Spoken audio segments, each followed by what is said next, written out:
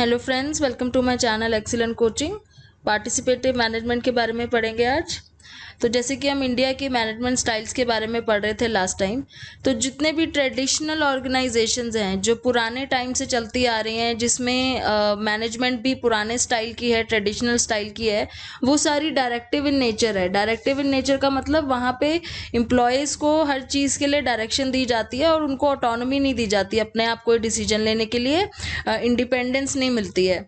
ये ऑर्गेनाइजेशन जो है, ये सारी ब्यूरोक्रेटिक ऑर्गेनाइजेशंस हैं जहाँ पे डिसीजन मेकिंग सारा टॉप मैनेजमेंट में होता है और इसमें सुपीरियर सबऑर्डिनेट हायरार्की होती है बहुत स्ट्रिक्टली। सुपीरियर सबऑर्डिनेट मतलब कि एक सुपीरियर के अंडर एक सबऑर्डिनेट होगा, फिर उसके अंडर एक सबऑर्डिनेट होगा, इस तरीके से हायरार्की होती है पूरी। स्ट्रिक्ट सुपरविजन होता है वर्क का। तो ये ट्रेडिशनल मैनेजमेंट स्टाइल है।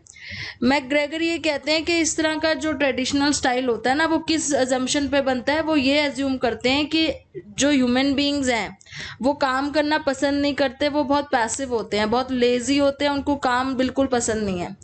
तो उस एजम्पशन के बेस पे इस तरह की ट्रेडिशनल मैनेजमेंट स्टाइल बनाई जाती है, जिसमें हमेशा उनको एक कैरेट एंड स्टिक पॉलिसी के थ्रू काम करवाया जाता है। कैरेट एंड स्टिक का मतलब क्या है? कैरेट मतलब रिवॉर्ड एंड स्टिक मतलब पनिशमेंट।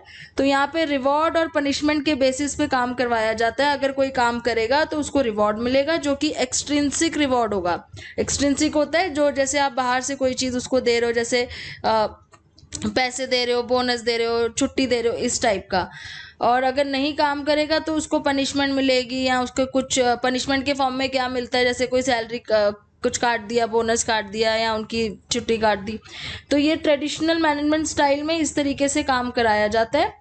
और मैकग्रेगर आगे भी बोल रहे हैं कि it goes on to argue that work is as satisfying and natural for people as play. However, play is internally controlled by the individual, while work in directive managerial firms is externally controlled. कि काम जो है ना, इतना मुश्किल नहीं होता है ह्यूमन बींग्स के लिए। जैसे वो कोई गेम खेल रहे हो उसी तरीके से वो काम भी कर लेते हैं, इतनी मुश्किल नहीं होती है। लेकिन अगर ट्रेडिशनल मैनेजमेंट स्टाइल है तो वहाँ पे जो वर्क है उसको एक्सटर्नली कंट्रोल किया जाता है, मैनेजर्स काम को कंट्रोल करते हैं, तो एम्प्लॉयज़ के हाथ में कुछ नहीं होता। तो जो चीज़ नेचुरली वो कर सकते हैं एम्प्लॉयज़, उनको वो बहुत मुश्किल हो जाती है करने में, क्योंकि उनके हाथ में कोई कंट्रोल नहीं होता। जैसे अगर आप कोई गेम खेल रहे हो जिसमें आपको बहुत ज़्यादा डिसीजन मेकिंग करनी है और बहुत ज़्यादा आपको अपनी रीजनिंग पावर यूज़ करनी है, उस गेम में आपके हाथ में पूरा कंट्रोल है, तो आप उसको बहुत अच्छे से कर लोगे। लेकिन अगर कोई बोले कि खेलना आपको है लेकिन कंट्रोल दूसरे के हाथ में रहेगा, मतलब इंस्ट्रक्शंस कोई और देगा लेकिन खेलोगे आप, उस तरीके से काम होता है फिर इसमें, कि काम आप कर रहे हो लेकिन आपको एक एक चीज़ की इंस्ट्रक्शंस कोई और दे रहा है, तो वो थोड़ा मुश्किल हो जाता है एम्प्लॉयज़ के लिए काम करना। पार्टिसिपेटेड मैनेजमेंट क्या बोलती है? Participative management is based on the philosophy that workers are of various degrees of expertise and maturity. तो पार्टिसिपेटिव मैनेजमेंट की फिलॉसफी ये है कि जितने भी वर्कर्स होते हैं उनकी अपनी अपनी अलग अलग एक्सपर्टीज होती है। कोई किसी चीज़ में एक्सपर्ट होता है, कोई किसी और काम में एक्सपर्ट होता है। हर कोई हर एक चीज़ में एक्सपर्ट नहीं हो सकता, और कोई ऐसा भी नहीं है जो बिल्कुल किसी चीज़ में एक्सपर्ट ना हो। तो हर एक की अपनी अपनी एक्सपर्टीज होती है और मेच्योरिटी लेवल अपना अपना होता है। Mature workers self directed and creative at work. जो मेच्योर वर्कर होते हैं वो सेल्फ डायरेक्टेड होते हैं, वो अपने आप अपनी डायरेक्शन ढूंढ लेते हैं कि किस तरीके से उन्होंने काम करना है, और क्रिएटिविटी भी होती है उनके अंदर, वो अपने काम को अच्छे से कंट्रोल भी कर लेते हैं। Adjurists, for instance, have argued that as individuals mature from infant end of personality continuum to adult end, they desire more freedom and participation. By letting them mature, we can improve their performance. But if we keep strict controls, we tend to restrict their maturity. Hence the need for participatory management. तो एक तरीके से ये जो management है participatory, ये बिल्कुल ही biological law के ऊपर बेस्ड है कि जैसे एक इन्फेंट होता है, वो धीरे धीरे जब बड़ा हो जाता है, एक मेच्योर एडल्ट बन जाता है, तो उसको साथ साथ मेच्योरिटी के साथ साथ उसको फ्रीडम भी देनी बहुत ज़रूरी है। अगर आप उसको फ्रीडम नहीं दोगे तो वो मेच्योर नहीं हो पाएगा। तो यही सेम बायोलॉजिकल प्रिंसिपल के ऊपर बेस्ड है पार्टिसिपेटरी मैनेजमेंट, कि जब एक एम्प्लॉय मेच्योर होना चाहता आता है या कोई एम्प्लॉय है वो धीरे धीरे कंपनी में सीख रहा है, तो आप उसको फ्रीडम देते जाओ। जितना आप उसको फ्रीडम दोगे वो जल्दी सीखेगा, जितना स्ट्रिक्ट कंट्रोल रखोगे वो उतना ज़्यादा कम सीख पाएगा। Participatory management is a managerial style that seeks to provide two way communication. अब क्योंकि ये पार्टिसिपेटरी है, मतलब यहाँ पे एम्प्लॉयज भी पार्टिसिपेट करते हैं डिसीजन मेकिंग में, तो ये टू वे कम्युनिकेशन के ऊपर बेस्ड है। यहाँ पे टू वे कम्युनिकेशन होती है, एम्प्लॉयज की भी सुनी जाती है और अपना मतलब अपनी बात भी रखी जाती है मैनेजमेंट की तरफ से, और एम्प्लॉय की बात भी सुनी जाती है। तो यहाँ पे सबऑर्डिनेट्स की भी इन्वॉल्वमेंट होती है डिसीजन मेकिंग प्रोसेस में। It is one among many managerial styles and is not necessarily all the best in all situation. मतलब एक चीज़ इन्होंने इस लाइन में बहुत इंपॉर्टेंट बोली है कि ऐसा नहीं है कि हर सिचुएशन में पार्टिसिपेटरी मैनेजमेंट ही बेस्ट है, सिचुएशन पे भी डिपेंड करता है। कभी कभी आपको मैनेजमेंट को अपने हाथ में भी चीज़ें लेनी पड़ती है, कभी कभी ऐसी सिचुएशन आती है जहाँ पे मैनेजमेंट को भी डायरेक्शन देनी पड़ती है। लेकिन पार्टिसिपेटरी मैनेजमेंट एक ऐसी चीज़ है जिसमें आप एम्प्लॉयज़ को पूरी फ्रीडम दे सकते हो कि वो भी अपने क्रिएटिव आइडियाज़ को आपके सामने रख सकें और आप उसको यूज़ करो। ये कब बहुत ज़्यादा एफिशिएंट होती है ये वाली मैनेजमेंट, कब ऐसा कौन सा ऐसा टाइम या ऐसी सिचुएशन होती है जब आपको पार्टिसिपेटरी मैनेजमेंट यूज़ करनी चाहिए। It has been observe that an optimal level of participation is good for a company depending on its organisational climate and employee profile. जैसे इन्होंने एक एग्जाम्पल देके समझाया हुआ है कि कब ये वाली ऑर्गेनाइजेशन सबसे इस तरह की पार्टिसिपेटरी मैनेजमेंट कब बेस्ट होती है। For example, workers in India have high dependence needs, want to be directed and lack team orientation. For them, participatory management may not be appropriate style. अब जैसे ये कह रहे हैं कि हमने इंडियन सिनेरियो जब पढ़ा था उसमें हमने ये पढ़ा है कि इंडिया में वर्कर्स जो है वो बहुत हाईली डिपेंडेंट होते हैं अपने सुपीरियर के ऊपर। वो ये चाहते हैं कि उनको डायरेक्शन उनके सुपीरियर दें, वो बस उसको फॉलो करें, और उनके अंदर टीम ओरिएंटेशन कम होती है इंडियंस के अंदर, मतलब वो टीम वर्क नहीं कर पाते। तो इस केस में पार्टिसिपेटरी स्टाइल जो है वो अप्रोप्रिएट नहीं होगा। तो यहाँ पे डायरेक्टिव स्टाइल ही चलेगा जहाँ पे मैनेजमेंट खुद अपने हाथ में सब कुछ ले और वर्कर्स को सिर्फ instructions they. However in case of BPO companies and silicon companies, अब कुछ कंपनीज हैं जैसे बीपीओ और सिलिकॉन कंपनीज हैं, एग्जाम्पल यहाँ पे दिए हुए नाम इन्होंने, इन्फोसिस हो गया, विप्रो हो गया, गूगल हो गया। यहाँ के एम्प्लॉयज़ क्या होते हैं, they are well educated and they are expert. वो एजुकेटेड होते हैं, एक्सपर्ट होते हैं, मैच्योर होते हैं। तो उस तरह की कंपनीज में आप पार्टिसिपेटरी मैनेजमेंट को यूज़ कर सकते हो। तो इसके लिए क्या चीज़ें होनी ज़रूरी है पार्टिसिपेटरी मैनेजमेंट को अगर आपने यूज़ करना है? Participant should have the ability, intelligence and knowledge to participate. मतलब आप जिन एम्प्लॉयज़ को पार्टिसिपेट कर रहे हो अपने डिसीजन मेकिंग प्रोसेस में, अगर कोई मैनेजमेंट टॉप मैनेजमेंट चाहती है कि उसके एम्प्लॉयज़ भी उसके साथ साथ डिसीजन मेकिंग में अपना फीडबैक दें, तो वो बहुत ज़रूरी है कि उन एम्प्लॉयज़ को एजुकेटेड होना बहुत ज़रूरी है, तभी वो कुछ अच्छा डिसीजन ले पाएंगे, और उनको नॉलेजेबल भी होना ज़रूरी है। अगर आप ऐसे एम्प्लॉयज़ रखोगे जिनको कोई नॉलेज नहीं है तो आप उनके साथ पार्टिसिपेटरी मैनेजमेंट स्टाइल यूज़ नहीं कर सकते। अगर अनस्किल्ड लेबर हैं, जैसे अनस्किल्ड लेबर होते हैं जो, उस केस में आप पार्टिसिपेटरी स्टाइल यूज़ नहीं कर सकते, उसमें आपको फिर ऑटोक्रेटिक स्टाइल ही यूज़ करना पड़ता है। दूसरा है, participation is most suitable for companies where many emerging decision situations arise. तो कुछ ऐसी कंपनीज हैं जहाँ पे आपको रोज रोज डिसीजंस लेने पड़ते हैं, डिसीजन मेकिंग सिचुएशन बहुत ज़्यादा आती हैं, जहाँ पे टॉप मैनेजमेंट इतना डिसीजन लेके इतना ज़्यादा काम नहीं कर सकती, उनको अपने एम्प्लॉयज़ के भी व्यू पॉइंट चाहिए होते हैं, वहाँ पे आप पार्टिसिपेटरी का यूज़ करो। नेक्स्ट है, potential benefits of participation should be more than the cost. मतलब ऐसा ना हो कि आप सबको पार्टिसिपेट कराने के चक्कर में अपनी कंपनी का टाइम वेस्ट कर दो। तो ये ज़रूरी देखना है कि पार्टिसिपेशन कराने से कहीं आपकी कंपनी का टाइम तो नहीं वेस्ट हो रहा। The subject of participation must be relevant to the employee. जो पार्टिसिपेशन आप करवा रहे हो एम्प्लॉयज़ का किसी भी डिसीजन मेकिंग में, तो उसमें जो सब्जेक्ट है, जो टॉपिक है, वो एम्प्लॉय के लिए रेलेवेंट होना चाहिए, अदरवाइज एम्प्लॉय उस चीज़ को ढंग से परसीव नहीं करता है। Okay, now advantages of participatory management. इसके क्या एडवांटेजेस होते हैं? फर्स्ट एडवांटेज है fulfilment of needs. Participatory management fulfils many essential need of the employee. Essential need कैसे होते हैं एम्प्लॉय के, जैसे टू वे कम्युनिकेशन बेटर हो जाती है, वो अपने सुपीरियर से आराम से बात कर पाता है। एम्प्लॉय को एक सेंस ऑफ सिक्योरिटी फील होती है कि मैं भी इस कंपनी में वैल्यूएबल हूँ, मेरे व्यू पॉइंट्स को भी वैल्यू दी जाती है। अपनी जॉब के ऊपर जब वो कंट्रोल उनका ज़्यादा होता है तो उनके अंदर सेल्फ एस्टीम नीड्स उनके इंक्रीज होते हैं। जब आप उनको फ्रीडम देते हो तो वो मोटिवेटेड होते हैं काम करने के लिए, और ये सारे नीड्स जब आप उनके पूरे करते हो तो फाइनली वो सेल्फ एक्चुअलाइज कर पाते हैं, अपना हाईएस्ट पोटेंशियल परफॉर्म करके दिखाते हैं। इन सब से क्या होता है, जॉब एट्रिशन लेवल कम हो जाता है। जॉब एट्रिशन लेवल मतलब कि जो लोग जॉब छोड़ के जा रहे हैं वो चीज़ कम हो जाती है। उस कंपनी में लोग ज़्यादा देर रह के काम करना चाहते हैं जहाँ पे उनको पूरी इंडिपेंडेंस दी जाती है अपने काम को अपने तरीके से करने का। तो ये एक बेनिफिट हो जाता है क्योंकि आप उनके सारे नीड्स पूरे कर रहे हो, आप उनकी सिक्योरिटी नीड पूरे कर रहे हो, उनके सेल्फ एस्टीम नीड्स पूरे कर रहे हो, इसलिए तो आप उनको मोटिवेट कर रहे हो काम करने के लिए। दूसरा आता है एम्प्लॉय की हेल्थ। तो एम्प्लॉय हेल्थ में ये क्या बोल रहे हैं, जॉब डिसीजन मॉडल ऑफ केरसेक। ये आगे ये मॉडल इसके बारे में डिस्कस करेंगे नेक्स्ट सेक्शन में, जब हम स्ट्रेस के बारे में बात करेंगे उसमें ये मॉडल डिस्कस करेंगे। Stressful jobs are those where job demand is high but job control is low. तो ये कह रहे हैं कि जब जॉब की डिमांड ज़्यादा होती है लेकिन कंट्रोल कम होता है, मतलब आपसे काम ज़्यादा मांगा जा रहा है लेकिन आपको कोई कंट्रोल भी नहीं दिया जा रहा, तब बहुत ज़्यादा स्ट्रेस होने लग जाता है, और स्ट्रेस की वजह से एम्प्लॉय की साइकोलॉजिकल फिजियोलॉजिकल कंडीशन खराब होने लग जाती है। तो जब आप पार्टिसिपेटरी मैनेजमेंट का यूज करते हो तो आप एक तरीके से उसकी हेल्थ का भी ध्यान रख रहे हो। फिर आता है ego involvement.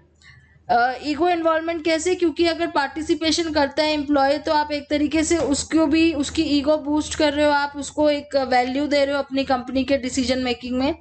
So participation implies mental and emotional involvement rather than muscular. तो मेंटली और इमोशनली एम्प्लॉय इन्वॉल्व हो रहा है कंपनी के डिसीजन मेकिंग में, तो उसे भी लगता है कि वो कंपनी उसके भी बात सुनती है और वो उसकी अपनी खुद की कंपनी है, एक बिलोंगिंगनेस उसे फील होती है। It is due to this reason that employees start contributing extra. तो जब उन्हें लगता है कि वो अपनी कंपनी है, खुद की कंपनी है जिसमें उनकी व्यू पॉइंट्स भी सुने जा रहे हैं, तो वो उसमें अपनी कंपनी की तरह काम करते हैं, कभी कभी एक्स्ट्रा काम भी कर देते हैं। जैसे इन्होंने गूगल की कंपनी का एग्जाम्पल दिया है, जो गूगल इंडिया में जो गूगल की कंपनी है वहाँ पे ना उनको एम्प्लॉयज़ को अपनी प्रोडक्ट डिज़ाइन स्ट्रैटेजी यूज़ करने के लिए, डिसीजन लेने के लिए छोड़ दिया जाता है कि आप खुद से अपनी स्ट्रैटेजी बनाओ प्रोडक्ट डिज़ाइनिंग की। तो वहाँ पे हमेशा हर इंस्ट्रक्शंस मैनेजमेंट नहीं देती है कि कैसे डिज़ाइन करना है, क्या करना है, वहाँ पे एम्प्लॉयज़ के ऊपर छोड़ दिया जाता है कि वो कैसे अपनी खुद की प्रोडक्ट डिज़ाइन स्ट्रैटेजी बनाएंगे। तो उस केस में क्या होता है कि इतनी क्रिएटिविटी और इतनी ज़्यादा, आपको पता ही है गूगल के आपने सबने प्रोडक्ट्स यूज़ करे ही हुए हैं, उनकी सर्विसेज की कितनी क्रिएटिविटी होती है उन सब चीज़ों में, तो वो आउटपुट निकल के आता है बहुत अच्छा। फिर एक्सेप्टेंस ऑफ रिस्पॉन्सिबिलिटी। अगर आप एम्प्लॉय के ऊपर छोड़ दोगे तो ऑब्वियसली उसके ऊपर एक रिस्पॉन्सिबिलिटी आ जाएगी, उस काम को पूरा करना है, तो वो एक्सेप्ट करते हैं, उस रिस्पॉन्सिबिलिटी को बहुत अच्छे से एक्सेप्ट कर लेते हैं। तो participation is a social process by which people become self involve. इससे क्या हो रहा है कि आपको ज़बरदस्ती किसी को अपने काम में इन्वॉल्व नहीं, खींच के नहीं करना पड़ेगा, वो एम्प्लॉय खुद ही आपके काम में, आपकी कंपनी के गोल को पूरा करने में लग जाएगा, उसको खुद ही अपनी इन्वॉल्वमेंट इंपॉर्टेंट लगेगी क्योंकि आपने उसको पूछा है, उसकी व्यू पॉइंट्स को वैल्यू दी है, उसको पूरी फ्रीडम दी है, एक तरीके से आप उसको कंपनी के मैनेजर की तरह ही ट्रीट कर रहे हो। तो एक तरीके से उसको ये लगता है कि मेरी कंपनी है तो मुझे भी इसे चलाना है। They become responsible employee citizens. तो जैसे हम बोलते हैं ना कि हमें इंडिया के रिस्पॉन्सिबल सिटीजन्स बनना है किसी भी कंट्री के, तो ऐसे ही वो ऑर्गेनाइजेशन के रिस्पॉन्सिबल एम्प्लॉय सिटीजन बन जाते हैं rather than machine like performer. तो जहाँ पे क्या होता है कि सिर्फ मैनेजमेंट डायरेक्शन देती है, एम्प्लॉय काम कर रहे हैं, वहाँ पे वो रोबोट्स की तरह लग जाते हैं काम करने के लिए, अपना दिमाग नहीं लगाते, मशीन बन जाते हैं। लेकिन जहाँ पे आप उनको अपने डिसीजन लेने की फ्रीडम दे रहे हो वहाँ पे वो एक प्रॉपर एम्प्लॉय की तरह अपना काम करते हैं और मशीन की तरह नहीं करते हैं बिना दिमाग लगाए। As an employee begins to accept responsibilities, she becomes more receptive to team work. अब क्या होगा कि आपने उसको रिस्पॉन्सिबिलिटी दे दी है कि वो अपना खुद का प्रोडक्ट डिज़ाइन करके दिखाएगा, तो ऑटोमेटिकली वो टीम वर्क भी करेगा, उसको लोगों की ज़रूरत भी होगी, तो वो टीम में काम करने की कोशिश करेगा क्योंकि उसने अपना गोल फुलफिल करना है, तो उसकी रिस्पॉन्सिबिलिटी बढ़ेगी, तो वो अपने आप ही अपना बाकी सारी चीज़ों को भी एडजस्ट करने की कोशिश करेगा। वो लोगों के साथ काम करना शुरू करेगा, टीम के साथ काम करना शुरू करेगा, दूसरों की हेल्प करना शुरू करेगा। मैनेजर्स एग्जाम्पल दिया हुआ इन्होंने, एक managers in many manufacturing companies, जैसे एग्जाम्पल है टाटा स्टील का, जहाँ ये ऑथर ने काम भी किया हुआ है। Are recent graduates, their knowledge of shop floor activity is limited, but their theoretical know-how often doesn't match with practicality। तो इन्होंने अपना एग्जाम्पल दिया है कि जहाँ ये काम करते थे वहाँ पे क्या था कि जो मैनेजर्स होते थे ना, वो अभी रिसेंट ग्रेजुएट्स ही होते थे, मतलब जो सीख के आ रहे हैं, ग्रेजुएशन करके आ रहे हैं, उनको चाहे प्रैक्टिकली शॉप फ्लोर की एक्टिविटी की नॉलेज इतनी नहीं होती थी कि एक्चुअली में फ्लोर पे काम कैसे होता है, लेकिन उनकी जो थ्योरेटिकल नॉलेज थी ना वो इतनी ज़्यादा होती थी कि जो प्रैक्टिकल काम कर रहे हैं वो उनसे भी बेटर नॉलेज होती थी उनकी। तो उनको अपने डिसीजन में अगर इन्वॉल्व करें तो क्या होता था, जो मैनेजमेंट है ना वो ज़्यादा अच्छा परफॉर्म कर पाती थी। क्यों? क्योंकि एक तो मैनेजमेंट अपनी प्रैक्टिकल नॉलेज तो जानती है, साथ में जो बच्चे नए पढ़ के आ रहे हैं, ग्रेजुएट होके आ रहे हैं, उनकी भी अगर वो नॉलेज ले तो फिर क्या होता है कि दोनों का मिला कर ना और ज़्यादा बेटरमेंट ही होती है। तो ये भी एक इसमें बेनिफिट है। And then other benefits of participatory management में लिखा है कि it makes any decision to change easier. Decisions को चेंज करना ईजी हो जाता है क्योंकि सब लोग मिलके डिसाइड करते हैं, तो सब लोग और आइडियाज़ भी दे देते हैं जब डिसीजन चेंज करना होता है। In many industries the decision taken are top down, workers feel that their interest haven't been amply considered. जब टॉप डाउन डिसीजन लिए जाते हैं ना, टॉप डाउन का मतलब टॉप मैनेजमेंट डिसीजन ले रही है और बाकी एम्प्लॉयज़ को सिर्फ इन्फॉर्म कर दिया जाता है कि हमने ये डिसीजन लिया है। उस केस में एम्प्लॉयज़ को ये लगता है कि उनके इंटरेस्ट को तो कोई देखता नहीं है और उनकी कोई वैल्यू नहीं है उस चीज़ में, तो वहाँ पे अपने डिसीजन को चेंज करना भी मुश्किल हो जाता है मैनेजमेंट के लिए, क्योंकि वहाँ पे फिर मैनेजमेंट के ऊपर बात आ जाती है कि इसका मतलब ये डिसीजन ठीक नहीं लेते। लेकिन अगर आप दोनों को इन्वॉल्व कर लोगे और मिलकर डिसीजन लोगे तो ऐसी कोई प्रॉब्लम ही नहीं आएगी कि आपको डिसीजन चेंज करने में प्रॉब्लम हो। दिस और फिर वहाँ पे स्ट्राइक्स होती हैं, जहाँ पे अगर टॉप डाउन डिसीजन लिए जाते हैं वहाँ पे स्ट्राइक्स होती हैं, यूनियन बनती है, इस तरह की चीज़ें होने लग जाती है, क्योंकि मैनेजमेंट अपने तरीके से डिसीजन लेती है, फिर चेंज करती है तो लोग एक्सेप्ट नहीं करते उसको। दूसरी चीज़ ये है कि organisational power increases with participated management. Participatory management में पावर बढ़ जाती है ऑर्गेनाइजेशन की, जबकि कॉमन परसेप्शन ये है कि अगर आप दूसरों को भी अपनी पावर दे दोगे, जैसे टॉप मैनेजमेंट है, अगर वो पार्टी अपनी डिसीजन मेकिंग पावर अपने एम्प्लॉयज़ को दे देगी तो उनको ये लगता है कि उनकी पावर कम हो जाएगी, लेकिन ऐसा नहीं है। ऑटोक्रेटिक उसमें क्या होता है मैनेजमेंट में कि सिर्फ टॉप मैनेजमेंट डिसीजन लेती है और एम्प्लॉयज़ कोई डिसीजन नहीं लेते, तो उन्हें ये लगता है कि पावर उनके हाथ में है और वो आती जाती रहती है, कभी कोई आ जाता है कभी कोई आ जाता है, तो पावर जो एक फिक्स्ड जगह पे है, बस जिसको वो पोजीशन मिलती है उसके हाथ में वो पावर आ जाती है, पावर अपनी जगह से नहीं हिलती है। तो दे थिंक कि power is a fixed quantity, वो एक जगह फिक्स है, किसी को मिलेगी किसी को नहीं मिलेगी, किसी को गेन होगा किसी को लूज होगा। पार्टिसिपेटरी मैनेजमेंट का बिल्कुल ही अलग इसमें वो आ जाता है कि पार्टिसिपेटरी मैनेजमेंट में क्या होता है, वो कह रहे हैं कि पावर सबके हाथ में हो जाती है, सारे एम्प्लॉयज़ के हाथ में पावर हो जाती है। क्यों? क्योंकि सारे डिसीजन ले रहे हैं कंपनी के लिए। उस केस में क्या है कि जो मैनेजमेंट है ना उनकी पावर और इंक्रीज हो जाती है। ऐसा क्यों? क्योंकि अब आपने एम्प्लॉय को पूरे तरीके से रिस्पॉन्सिबल बना दिया है अपने खुद के काम के लिए, तो वो इतनी ज़्यादा रिस्पॉन्सिबिलिटी ले लेता है एम्प्लॉय कि आपकी टॉप मैनेजमेंट की पावर ऑटोमेटिकली और ज़्यादा बढ़ जाती है। आपने अपने एम्प्लॉयज़ की अगर पावर बढ़ा दी है तो आपकी पावर तो और ज़्यादा बढ़ जाएगी जो उनके ऊपर बैठे हैं, तो ये पावर भी इंक्रीज होती है इस तरीके से, जो कि लोग ये नहीं सोचते। उन्हें लगता है कि अगर वो सबके हाथ में डिसीजन मेकिंग पावर दे देंगे तो पावर कम हो जाएगी। Besides above there are other benefits like better communication, और ये सब भी हो जाता है कि कम्युनिकेशन बेटर हो जाती है, तो ये सब भी बेनिफिट्स इसमें आ जाते हैं। फिर आता है managerial effectiveness. Research on managerial effectiveness seeks to find out variables, person and environment that have links to effective managerial behaviour.